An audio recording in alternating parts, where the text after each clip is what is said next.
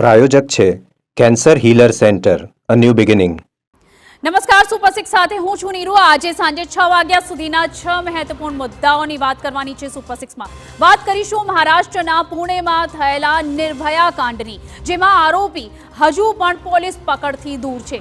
તો દાણ ચોરી કરનારા ચાલબાઝની પણ વાત કરવાની છે અને પોલ ખોલનારી કસ્ટમની કામગીરીની પણ કરીશું ચર્ચા। વાત કરીશું વાલીઓએ સાવધાન રહેવાની જરૂર છે તેની, અને કેમ કે સગીરા અને બાળકો હવે રીલના ચક્કરમાં જીવલેણ સ્ટન્ટ તરફ વળ્યા છે। તમામ મુદ્દાઓની છણાવટ કરીએ તે પહેલા નજર કરીએ આજના 6 મુદ્દાઓ પર। શહેર, ગામ કે રાજ્ય ભલે એક હોય, પરંતુ મહિલાઓની સુરક્ષા પર આજે પણ સવાલ છે અને ગઈકાલે પણ સવાલ ઉઠતા હતા। પુણેના બસ સ્ટેન્ડમાં મહિલા પર દુષ્કર્મની ઘટનાને લઈને ઘેરા પ્રત્યાઘાત પડ્યા છે।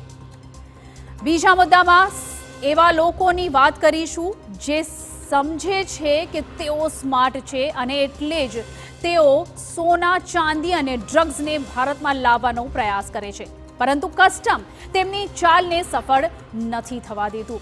ત્રીજા મુદ્દામાં દક્ષિણ દિલ્હીની સાઉથ એશિયન યુનિવર્સિટીની કેન્ટીનમાં મહાશિવરાત્રી પર નોનવેજ પીરસવાના મુદ્દે હોબાળો થયો અને વિદ્યાર્થીઓ વચ્ચે ઝપાઝપી થઈ તેની વાત કરીશું। ચોથા મુદ્દામાં રાજકોટમાં બેફામ બનેલા અસામાજિક તત્વોના વધતા આતંકની વાત કરવાની છે। ક્યાંક 2 જૂથ વચ્ચે છૂટા હાથે મારામારી થઈ તો ક્યાંક દારૂડિયાએ યુવતીની છેડતી કરતા મામલો બીચક્યો। પાંચમા મુદ્દામાં વાત કરીશું તમારા વહાલ સોયાની સુરક્ષાની। તમને એમ હોય કે સાયકલ લઈને તમારા બાળકો બહાર રમી રહ્યા છે, પરંતુ સાયકલ સાથે તેઓ જીવલેણ સ્ટન્ટ કરી તમારી મુશ્કેલી વધારી રહ્યા છે તે તમને ખબર છે? અને સુપર સિક્સમાં અંતમાં વાત કરીશું હાલતા ચાલતા તમારો જીવ લેનારી રખડતી રંઝાડની।